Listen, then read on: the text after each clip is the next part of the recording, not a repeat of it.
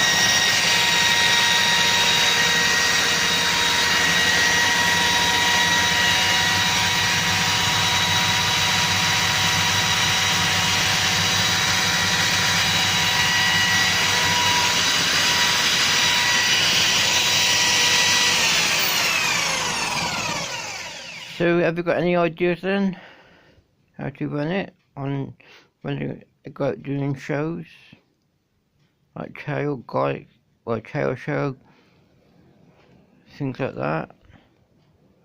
A Stay-Free engine or Briggs & Stratton engine, power 4 to run it.